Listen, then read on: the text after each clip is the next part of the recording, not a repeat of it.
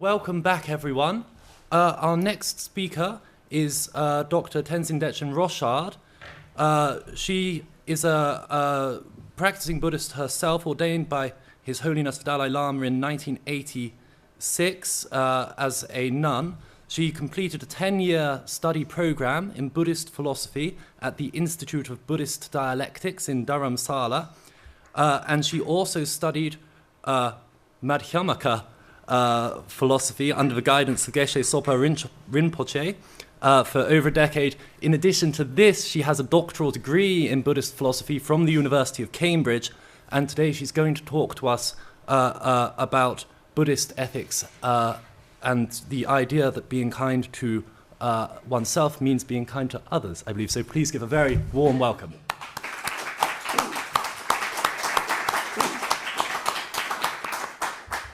Thank you very much. I'm honoured to be invited, and thank you for your introduction.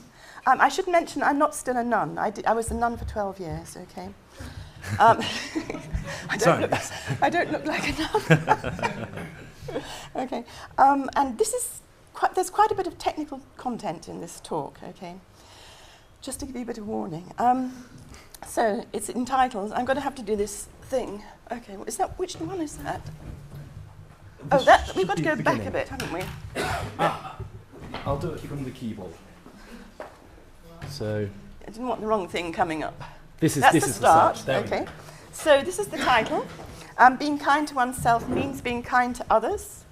A Buddhist approach to rational self-interest, selflessness, and altruism. I'm going to start with 5 sections actually, to this talk. So 1, loving kindness. Little story. When I was a young teenager, I was very inspired by a passage from the Bible, which I copied out on a piece of paper, carried around in my pocket, and checked periodically each day at my boarding school here in Oxford. I very much wanted to develop the qualities expressed in it. However, I was disappointed to find myself falling far short of them, and eventually gave up checking the passage, though I always kept it in my heart. This famous passage, you may have guessed, is 1 Corinthians 13, which contains a definition of love as follows, and this is the Revised Standard Version. Love is patient and kind. Love is not jealous or boastful. It is not arrogant or rude. Love does not insist on its own way. It is not irritable or resentful. It does not rejoice at wrong, but rejoices in the right. Love bears all things, believes all things, hopes all things, endures all things. Love never ends. I should have clicked that, I think. Okay. This passage expressed my young spiritual aspirations, and I continued to look for a way to actualize them. A few years later, I embarked on the study of philosophy, which eventually led me to encounter some wonderful Buddhist masters, particularly His Holiness the Dalai Lama and Geshe Lundrup Sopa. The teachings and qualities of Jesus Christ that touched my heart as a teenager appeared to be laid out in detail by Shakyamuni Buddha and very much embodied by these masters. While there are significant differences in doctrine between Christianity and Buddhism, we cannot deny the similarities between certain teachings and spiritual qualities. Here, I would like to draw attention to a correspondence between the qualities expressed in the above passage about love and those presented in Buddhist texts under the heading of mental factors. Among the mental factors taught in Buddhist texts, there are those that are virtuous, such as joyous effort, and those that are non-virtuous, such as hatred. Some of the virtuous mental factors are expressed as negations, in opposition to specific non-virtuous factors. An example of this is the mental factor non-hatred. We can recognize a similar pattern in the above passage, where most of the characteristics of love are expressed as negations, such as not jealous, not arrogant, and so on. Within the Buddhist presentation of mental factors, negations such as these do not indicate a mere absence of the non-virtuous attribute concerned, but indicate an experiential state that actively displaces that non-virtuous attribute. I suspect the same principle may apply to the definition of love above. Love here, perhaps, is not merely an absence of jealousy, but an inner experience that prevents it from occurring. In Buddhist texts, the mental factors have precise definitions, which I shall discuss below. But first, I should like to say something about the presentation of mind and mental factors in general. In general, the Buddhist notion of mind encompasses all subjective experience, sensual, intellectual, emotional, and spiritual. There are perceptual as well as conceptual types of awareness, and there are gross, subtle, and very subtle levels of awareness. In Abhidharma or Abhidharma texts and commentaries, mental phenomena are analysed into two kinds: primary minds and mental factors. All agree that a primary mind cognizes an object, while the mental factors accompanying it cognize specific qualities of that object. Only one type of primary mind can arise in any given moment within a person's mental continuum. However, a primary mind never arises in isolation. It is accompanied by a minimum number of mental factors, the characteristics of which are similar in all traditions, though their number and grouping differ. A primary mind and its accompanying mental factors mutually condition each other. A common metaphor expressing the relationship between a primary mind and its accompanying mental factors is that of a hand reaching out to grasp something. The primary mind is like the palm, and the mental factors are like the fingers. The palm of the hand cannot grasp something without the fingers, and the fingers cannot function without the palm. Together they make up the hand as a whole, which functions through a cooperation of its parts.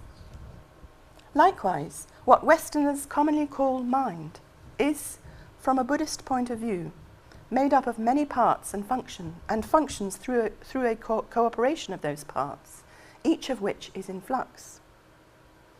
Primary minds and mental factors are all changing every moment. They arise in dependence upon previous moments of mind, along with other causes and conditions. A primary mind is very much affected by its accompanying mental factors, just as a clear glass of water is coloured and clouded by the addition of a few drops of milk. Because of this, it is most important for a Buddhist practitioner to be able to identify within his or her own mental continuum any positive, negative, and neutral mental factors that are arising, abiding, and passing away in any given moment. Only then can it be possible to counteract negative tendencies of mind and cultivate a virtuous, peaceful stream of awareness. At the behest of His Holiness the Dalai Lama, a select group of geshes has recently composed a series of Tibetan texts presenting the teachings given in the great Indian Buddhist commentaries from the 2nd to the 12th centuries AD, upon which Tibetan Buddhism is founded. Provisionally called Kuntu Compendium, the second part of Volume 1 says, quote, I think that's it. On the one hand, among the 51 divisions of mental factors, this is according to one tradition, both love and compassion are in the nature of the mental factor non-hatred. On the other hand, there is a difference between them. Compassion arises observing sentient beings to be suffering and has the feature of wishing them to be free from that. Love arises upon observing them in terms of happiness and has the feature of wishing sentient beings to possess that. End of quote. This expresses the specific characteristics of compassion, wishing sentient beings to be free from suffering, and the specific characteristics of love, wishing sentient beings to be happy. Both of them are in the nature of non-hatred. Here, as mentioned above, non-hatred does not indicate a mere absence of hatred.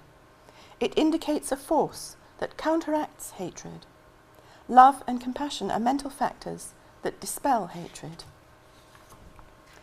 Let us look at a selection of mental factors in relation to some of the qualities expressed in the definition of love from the Bible.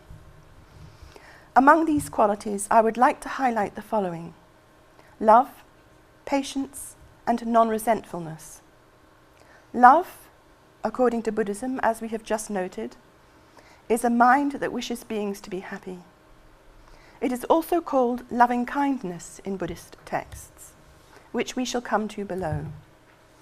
Within the presentation of mental factors, it is often expressed as a negation, non-hatred. Here we should note that while certain mental factors may be expressed as negations, their definitions often explicitly state positive, affirming qualities.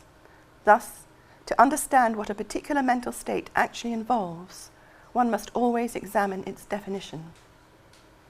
Kuntu Compendium defines non-hatred as follows.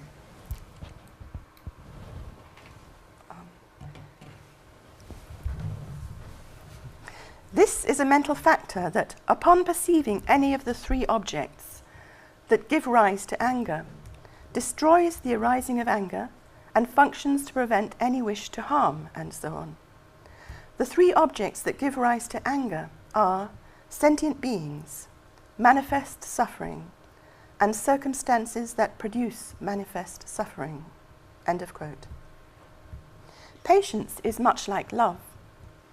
Kuntu Compendium cites a Mahayana Buddhist sutra that characterizes it as follows.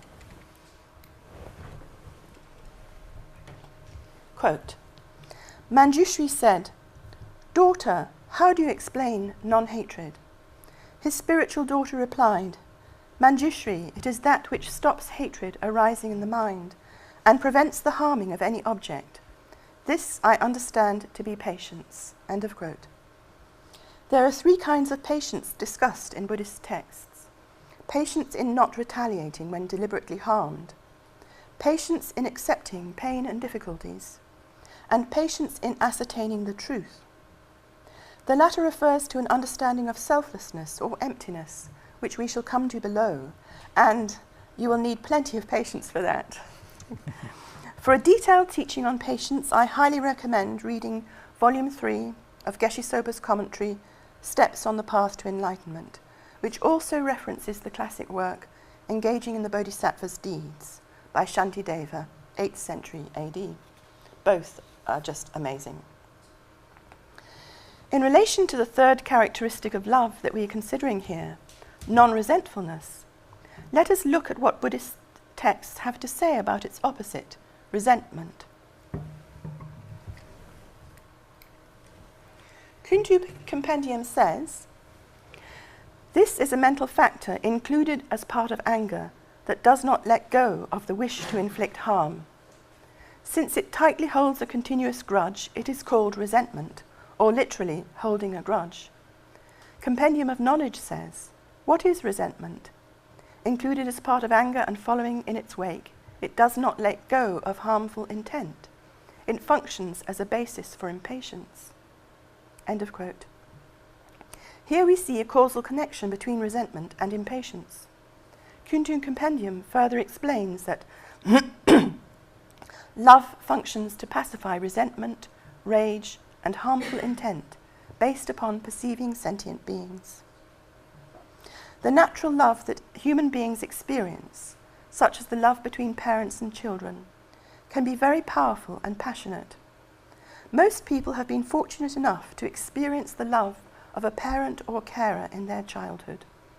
This kind of love, though limited to specific individuals and vulnerable to changing conditions, can act as a basis for a more universal and stable kind of love that is generated by means of spiritual training. One such spiritual training is the loving kindness, metta meditation practice found within the Buddhist tradition. This meditation practice is the first of a four-part recollection designed to develop the following qualities within oneself: love, compassion, joy, and equanimity. The loving kindness meditation is usually divided into 4 stages in terms of its object of focus: oneself, a dear friend, a neutral person, a hostile person. The love that arises naturally towards oneself or one's friend is steadily directed equally towards the neutral and hostile beings. Then it is gradually expanded to encompass all living beings.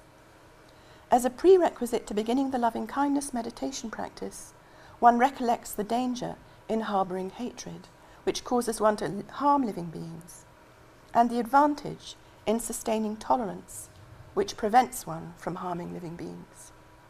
Then, in order to reduce the danger and increase the advantage, one embarks on the development of loving-kindness. As the famous Buddhist commentator Buddhaghosa, 5th century AD, explains in his Path of Purification. That's just the first part of it. First of all, it should be developed only towards oneself. Doing it repeatedly thus: may I be happy and free from suffering, or may I keep myself free from enmity, affliction and anxiety, and live happily. If that is so, does it not conflict with what is said in the texts? For there is no mention of any development of it towards oneself in what is said in the Vibhanga. Quote, subquote, and how does a bhikkhu dwell, pervading one direction, with his heart filled with loving kindness? Just as he would feel loving kindness on seeing a dearly loved person, so he pervades all beings with loving kindness. End of subquote.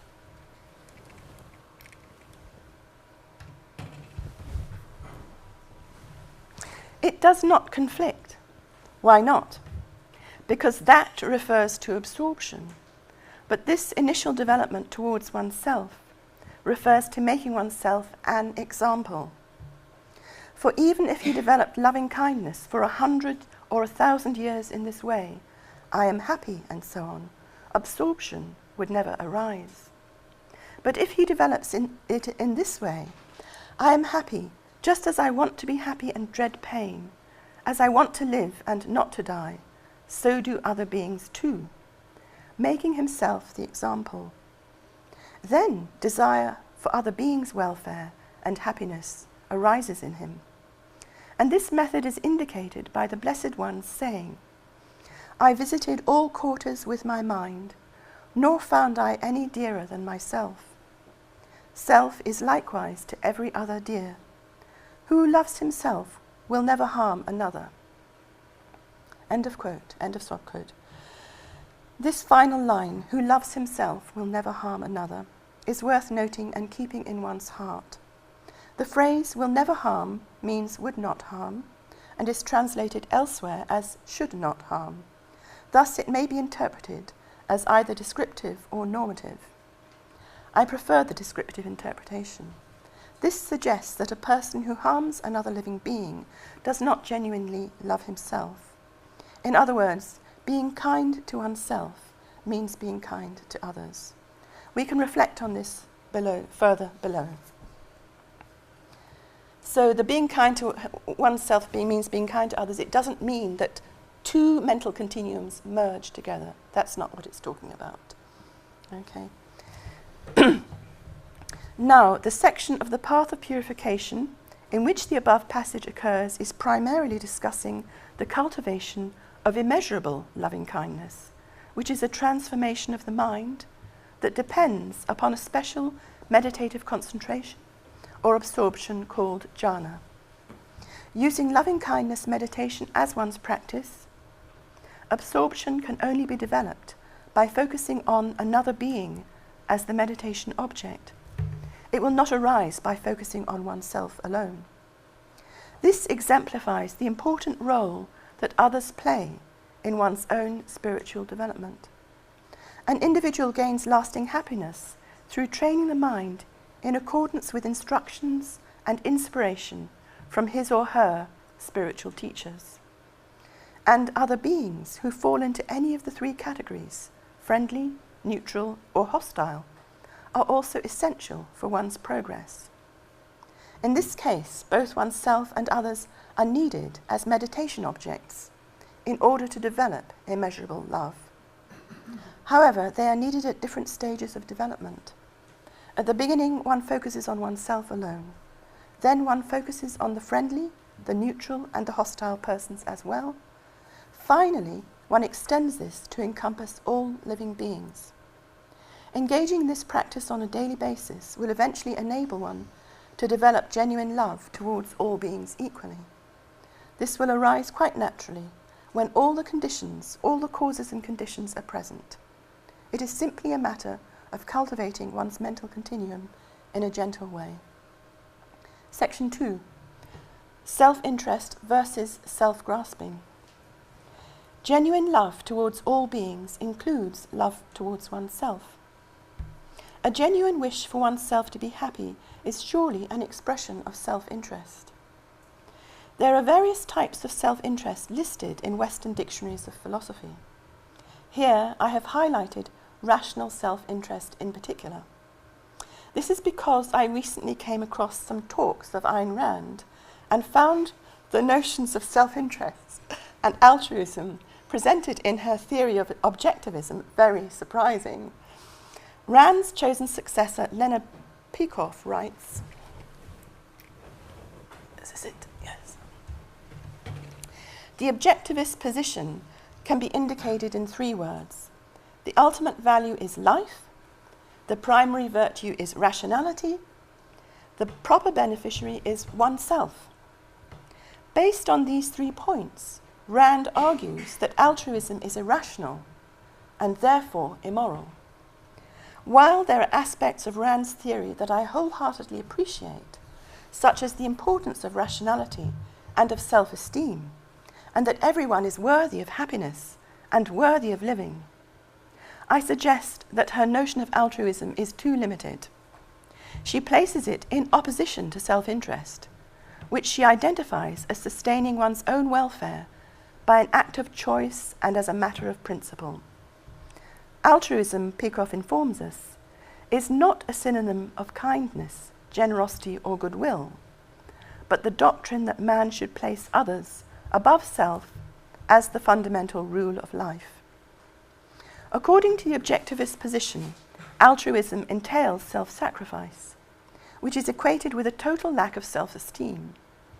Peikoff offers an explanation of sacrifice as follows, quote, "A sacrifice is the surrender of a value such as money, career, loved ones, freedom, for the sake of a lesser value or of a non-value. Brackets, if one acquires an equal or greater value from a transaction, then it is an even trade or a gain, not a sacrifice." Close bracket, end quote.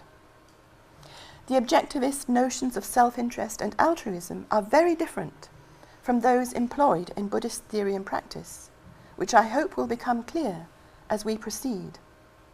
First, I would like to point out that from a Buddhist perspective, self-interest and altruism are not theories. They are experienced states of mind. The Buddha primarily showed human beings how to develop a peaceful, virtuous stream of awareness. While logical analysis is indeed required in order to develop certain virtuous states of mind and to uproot the inner cause of suffering, this kind of philosophical activity is a spiritual exercise. It is not a theory, in my opinion, based on research.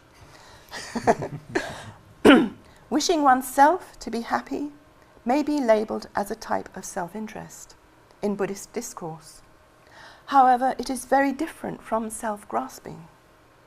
The former is rational and brings peace within one's mind stream. The latter is irrational and creates disturbance within one's mind stream. One problem here is that the term self-interest is ambiguous. It can be employed in English language Buddhist discourse to refer either to self-grasping or to genuine self-love. And there is a third reference as well, which will come up later. Therefore, instead of using the general term self-interest, I shall use 2 separate terms, self-love and self-grasping. We already touched on self-love in section 1 above, so now let us turn to the uniquely Buddhist notion of self-grasping. Okay. Grasp a glass of water now. What is self-grasping?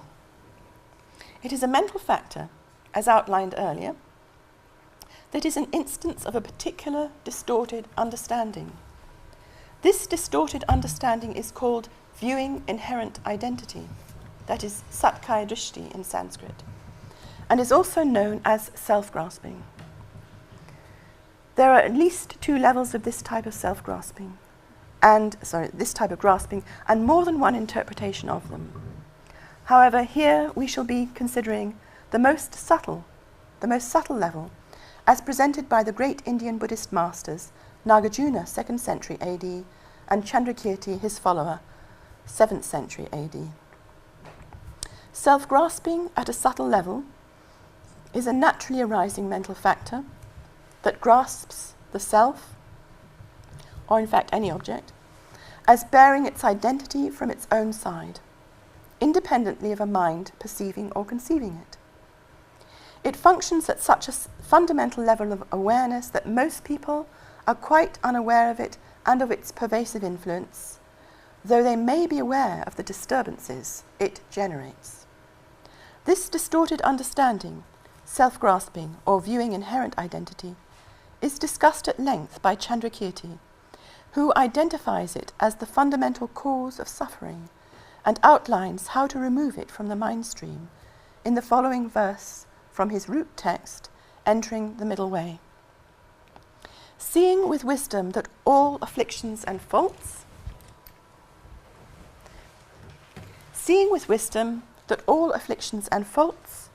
arise from viewing inherent identity, and having understood the self to be its object, the yogin negates the self.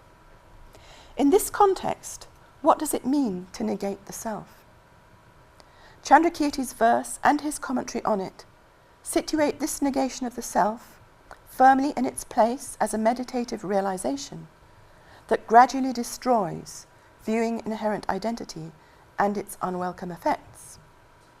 The realization of selflessness is a mind of supreme meditative wisdom that perceives the absence of the self that is the object of this distorted understanding, self-grasping. Here, the object of self-grasping does not concern simply what is held, but the way in which it is held. The absence of self, according to Chandrakirti, is equivalent to emptiness, the absence of inherent identity. And self-grasping is a mental factor that wrongly holds its object to bear its identity from its own side. This type of grasping, especially when focused upon oneself, functions as the root of all the other mental afflictions and their resultant uncontrolled rebirth, otherwise known as samsara. The supreme wisdom of meditative equipoise, seeing emptiness or selflessness, acts as the direct antidote to the habitually arising afflicted mind grasping at the self, thereby gradually removing it from the practitioner's mind stream. Since the root cause of any non-virtuous thinking, any disturbing emotion, and any painful experience is self-grasping or viewing inherent identity, the basic goal of a Buddhist practitioner is to eliminate it completely, to eliminate that mistaken mind, cognizing. Section 3, Selflessness.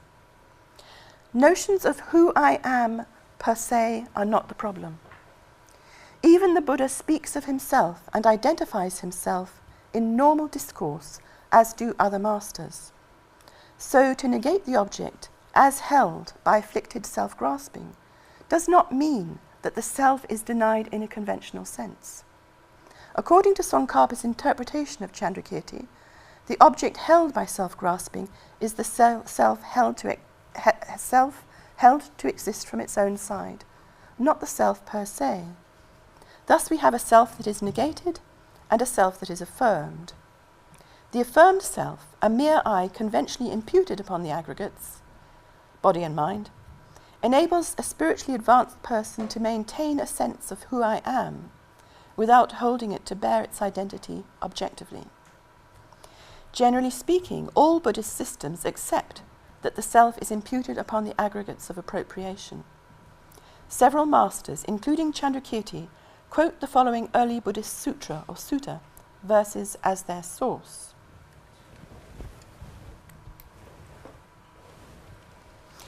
And I've left out the diacritics on the PowerPoint presentation because I didn't know if the computer here would pick it up. Have the same kind of font. In saying self, O Mara, you are viewing wrongly. The aggregates are empty of it. There is no sentient being here. Just as a chariot is named in dependence upon the group of parts, so in dependence upon the aggregates, we have the term sentient being. End of quote.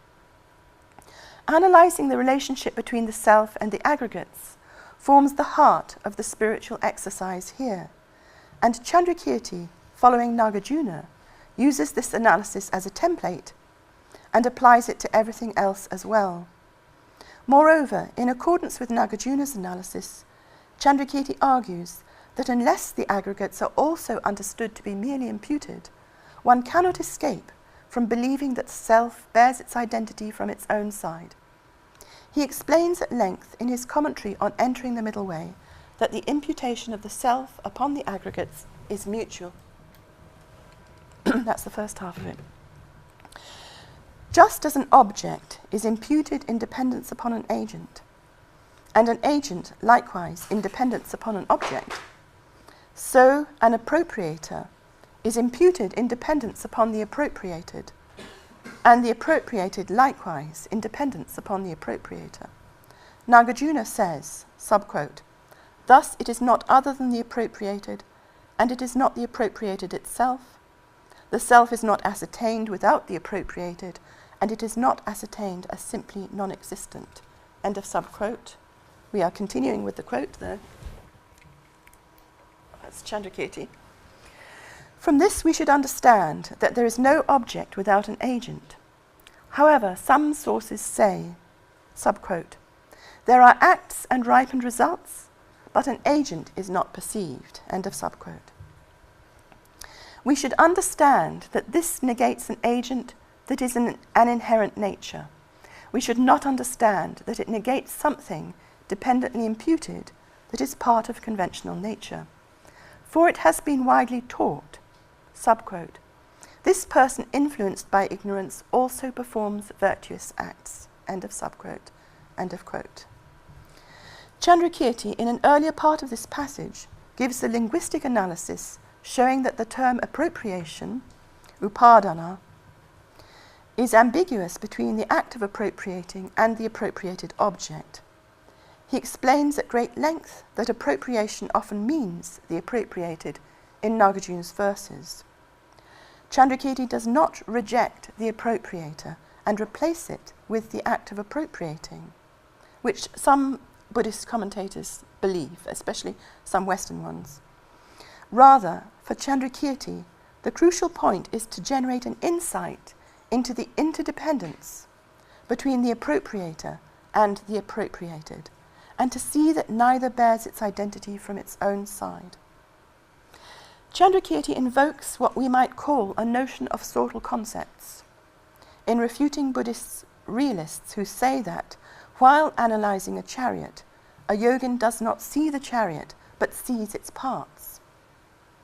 Chandrakirti argues that seeing the parts as parts of a chariot depends entirely on whether the person seeing them has already developed the concept chariot. If not, then such a person would think of those pieces simply as wholes, not as parts of something else. More importantly, he further argues that the wisdom mind, realizing selflessness, negates inherent identity. It burns up the object of self-grasping, and the projection of inherent identity cannot survive the flames of that wisdom, no matter what that projection may be based upon, a person, a dharma, a stream of dharmas.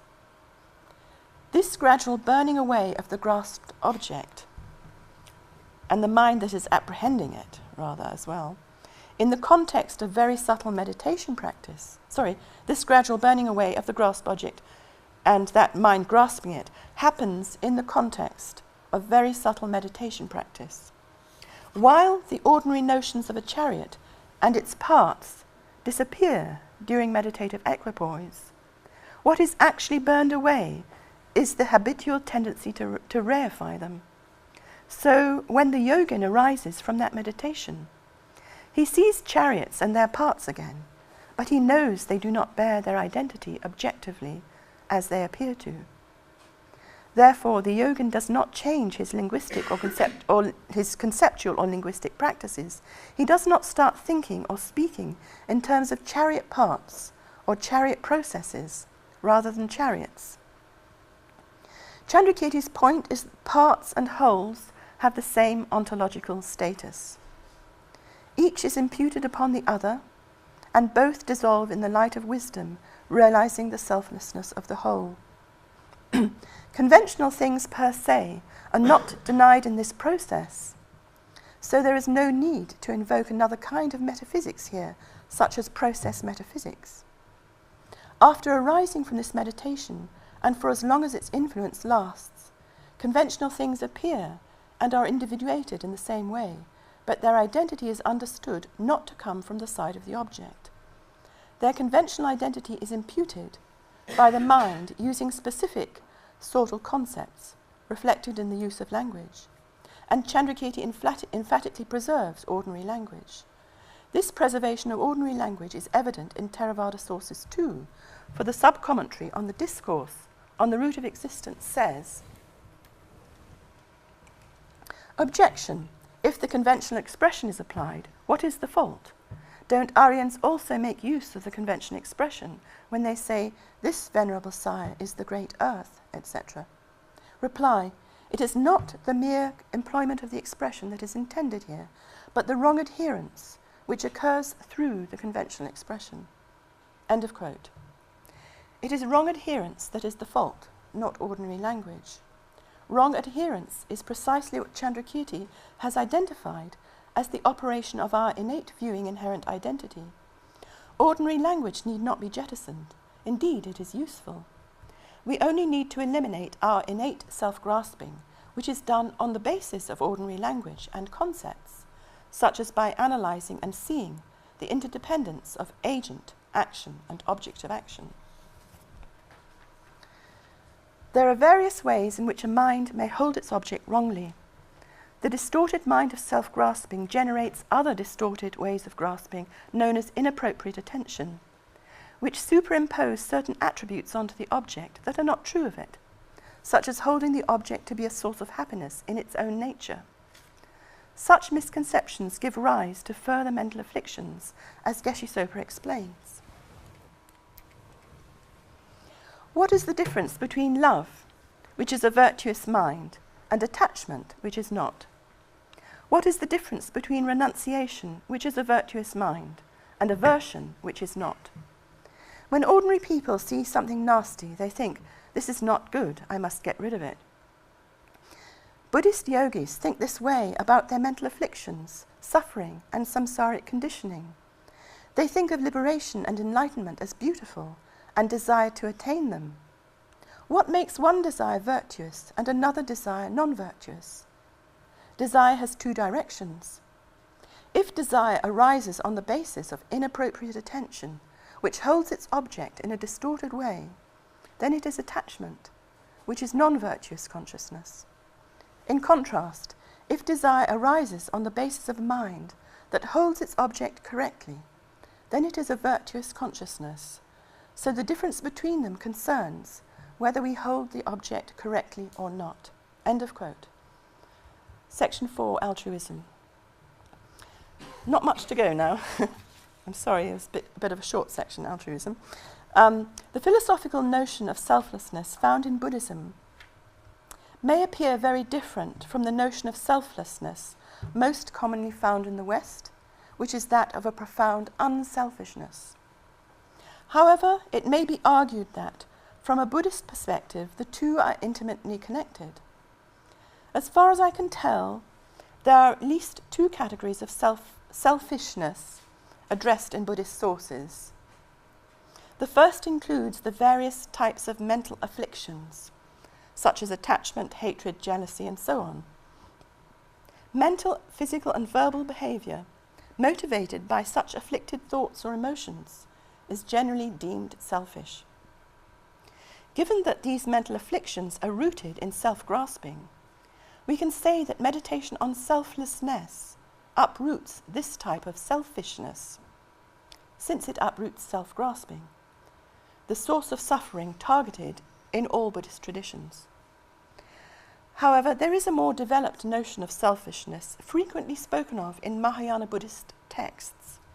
This developed notion of selfishness refers to a so-called selfish motivation to gain liberation from one's own inner causes of suffering only based on the Hinayana path, rather than a so-called altruistic motivation to gain full enlightenment in order to help others become free from their inner causes of suffering, based on the Mahayana path.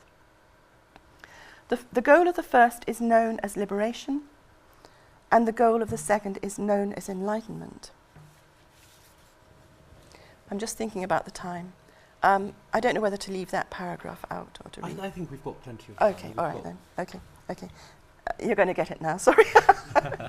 It's a bit, this is doctrinal kind of, okay. Well, I suppose it's based on yogi's experience, various spiritual practitioners' experience as well. Now, what is purified from the mind stream in the process of attaining each of these goals? There are two types of obstacles to be removed. One, the obstacles to liberation, which are the mental afflictions together with their seeds. And two, the obstacles to enlightenment, which the imprints left by these seeds on the mind stream that cause an appearance, that's different from grasping, that cause an appearance of inherent identity. One, when one has removed the mental afflictions and their seeds from one's mind stream, then one has gained liberation from one's own inner cause of suffering. That is the final goal of the Hinayana path.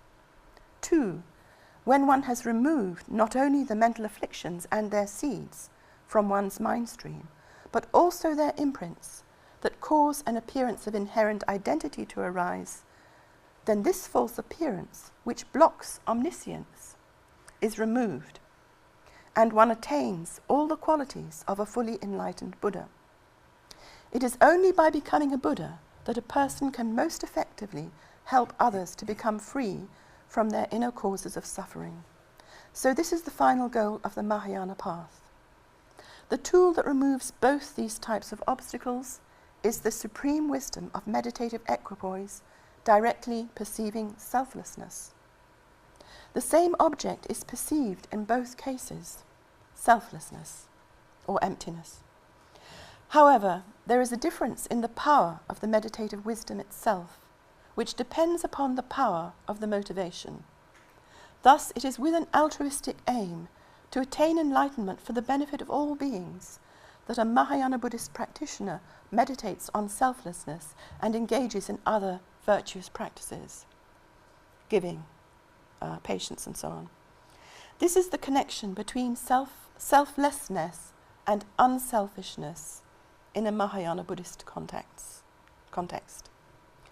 The determination to attain enlightenment for the sake of others' liberation is called bodhicitta, or the will to enlightenment. The mental training that goes into producing bodhicitta is very forceful. It goes right against the grain of limited self-interest. The meditator employs a variety of reasons to change the way of seeing any situation in which an attitude of self-interest might arise. This new way of seeing transmutes genuine self-love into an even more powerful love for others. This will to enlightenment for the sake of others is not a mere intention. It is a fundamental transformation of consciousness.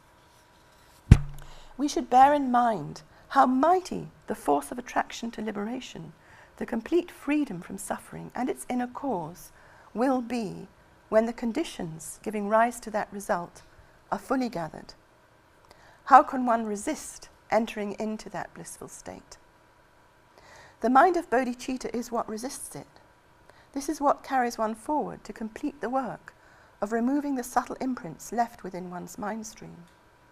Upon completion of that task, one becomes a fully enlightened, omniscient Buddha, however many millions of years away that might be. And now the conclusion, short conclusion. These Buddhist notions of loving kindness, self-interest, selflessness, and altruism, presented above, may appear rather technical. We may wonder, how can they help improve modern lives and society? Here, the emphasis is on inner development. Modern life, however, seems more focused on outward development. Yet it is clear that without this kind of inner development, a peaceful and harmonious society cannot take shape and remain stable. Kindness is the key factor in any harmonious society, and kindness comes from within each individual. No amount of coercion can force someone to feel kind. Although much needed laws are imposed to regulate the expression of its opposite, selfishness rooted in self-grasping, the actual antidote to self-grasping arises within each person's own mind. Genuine self-love is an expression of kindness. This is not damaged by uprooting self-grasping. Indeed, it is enhanced. We need to understand the difference between self-love and self-grasping in order to cultivate our own inner peace and happiness.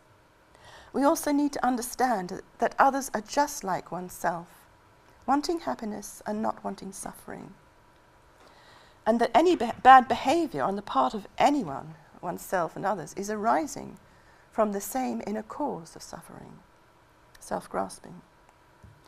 When we become deeply familiar with this understanding, the sort of equality between self and others, then kindness towards others naturally arises. There's empathy there. Transforming our own minds in this way allows us to contribute most profoundly towards a peaceful and harmonious society.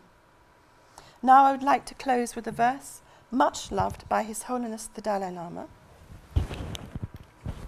from Shantideva's Engaging in the Bodhisattva's Deeds. As long as space remains, as long as sentient beings remain, until then may I too remain and dispel the miseries of the world. Thank you.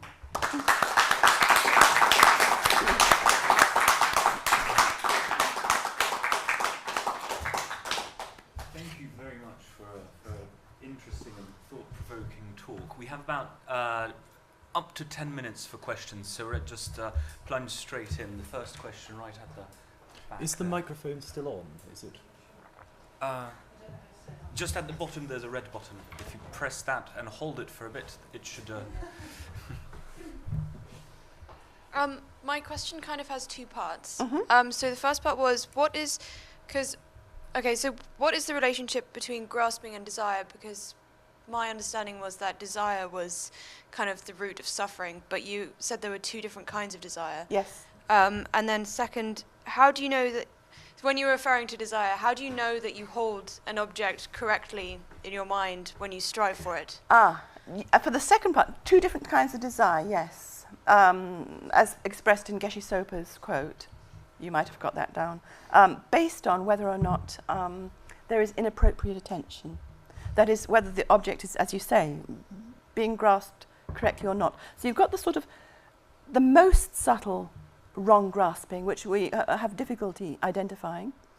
Based upon that is other levels of wrong grasping, which is the inappropriate attention.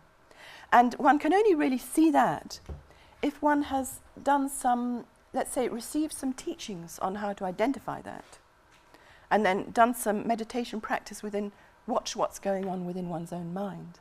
So one actually has to have some detailed Buddhist teachings. Maybe there are teachings in other religious traditions as well, I don't know. But there are certainly detailed Buddhist teachings, and reflecting on that, one begins to identify those inappropriate attention. Yeah. I don't know if we can talk about it a bit further afterwards. Or, any further questions? Does that answer your question? Yeah. So the relationship between grasping and desire? Well, there's two types of desire. One is based on inappropriate attention, and one is based on what is seeing things as they are, seeing things as, let's say, the desire to become enlightened. That is a desire. But it's not inappropriate. It's not a cause of samsara, let's say. This grasping, that is desire that's identified with grasping, is the type of grasping that is propelling the samsaric existence. That's based on the self-grasping. It's a particular kind of craving, and there are certain factors that go together in that, actually, including pride as well. But one has to actually get some detailed teachings to be able to see the difference, but there is a difference. Yeah. The question at the front here from Nicholas. I've been concerned for quite a long time with what was an abysmally dark period in Buddhistic thought. And I'd like to know how you respond to it, because I'm not myself a Buddhist, and I don't think I'm well equipped to respond to it. The period that I have in mind is the 1930s and 1940s in Japan, during that period of quite terrifying militarism. And during this period, we had some of the most significant Zen writers providing pamphlets to be distributed on the front line. And they would say things like this: if you don't have enough time to meditate, a great way of reaching enlightenment is to join the army. Because what happens is people say march and you march, people say shoot and you shoot, and in doing so you are brought out of the illusion of selfhood. And they would also say things like, for one who's enlightened, witnessing the scene of a murder is, that sort of description is no longer available to you. What you see is, a knife going into someone. It's only so much dance of phenomena. There are no selves, so of course to describe it as a murder would be to involve yourself in all sorts of contradictions. Now, I don't know how to respond to this. I wonder if I could invite you to. I'm not particularly familiar with that. I'm not familiar with the history. I'm also not familiar with that type of teaching. I mean, yes, but myself, I think it's mistaken. But I should say that there are people like D.T. Suzuki were writing these things. So not lunatic fringe, okay, sort of quite. Right. A murder is a murder. You can't get away from that. And a murder is non-virtuous. And but it is, from a certain perspective, the mind of an enlightened being is not disturbed. Right. Won't be disturbed. Whereas we might, we're terrified, and we have some emotional reactions. I think quite rightly, actually. There is a certain way of perceiving things. I mean, let's say eventually everything is transformed into pure. But certainly within the context of the world as it's operating on a conventional level, you can't. That explanation of how it is for a purified, if everything's purified, you can't apply it to this. It's not appropriate to apply it. Within the meditative equipoise, you don't see the self. You don't see the self. It doesn't mean to say that self doesn't exist on a conventional level. You don't see the self. You don't see an object that is findable to exist independently of the sort of concepts that are used to identify it. Do you think perhaps that what they've missed is, if I remember correctly, you said that statement that one who loves themselves will never harm another. I mean, this is basic Buddhism. Is that the mistake then, that they don't recognise that sort of statement as a description rather than a normative? This I don't know. I mean, that's a good point. But yes, I would say the fundamental Buddhist tenet is non-harmfulness. Okay. That's absolutely fundamental. Okay. Thank you very much. And it's not. You can't compromise on that, I don't think. Yeah. Yes. And there's I think the way I've described it is how one uproots this source of harm. Yeah. Thank you very much. But I'd love to return to it again later. I'll sort of think about it and read a bit what you've mentioned. I'll think about that. I've got a book of Suzuki, actually. Sorry, by Brian Victoria. He wrote about this No. called Zen at War. I haven't seen. Okay, I'm going to write that down. It's a real. It's a George. yeah. It's quite something. Zen at War by who? Brian Victoria. He's a monk himself, actually. Oh, okay. As a Buddhist monk. Yeah. Okay, thanks for telling me. Thank you. Yes. We have time for one more, but very short question. So if you could make it short, then it's over to you, Arne. Oh, well, I'll pass my question if someone else has one. Well, You had your hand up, didn't you? Thanks. I fortunately do have a short question. I just wanted to check how badly I might be understanding you. You said that two things that I'm not quite sure how to harmonize. One is that wholes are imputed by a mind, Yes. and the other is that wholes, that is, objects, can be held correctly or not. Now, the second statement would imply that there is something other than the mind that the mind is modeling. Well, Otherwise, you wouldn't be in a holding it sense. correctly or incorrectly. You'd just be yeah. constructing it. I understand what you're saying. Well, the what is correct and what is not correct about it is, if you're holding it to bear its identity from its own side, independently of being imputed by mind, that's incorrect holding. If you're holding it to be merely imputed by mind, that's correct holding.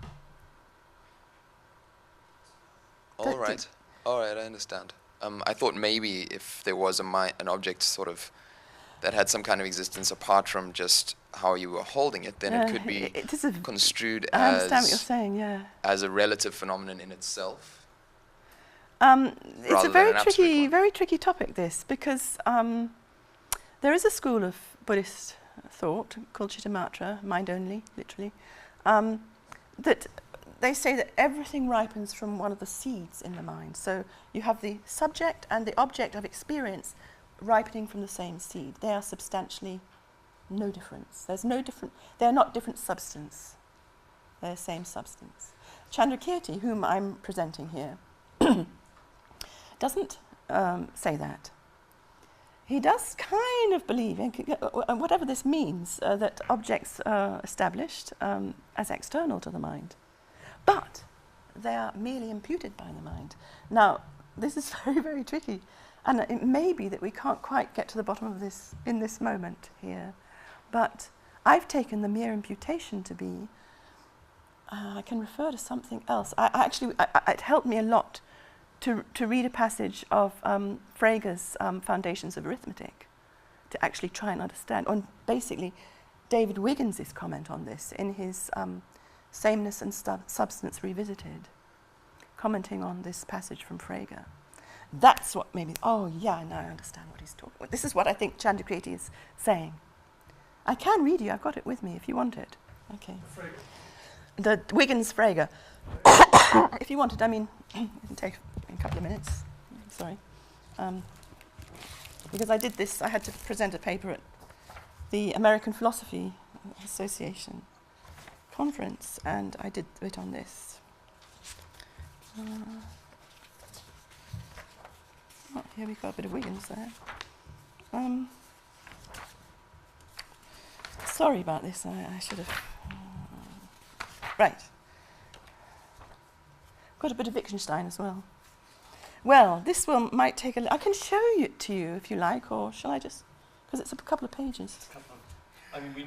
We need to move on, don't we? So I'll show it to you. Yes. And you. More time for the next break. Yes, indeed, we're going to seamlessly move on to our next paper. However, before we do, let's thank Dechen Rochard one more time. Thank you.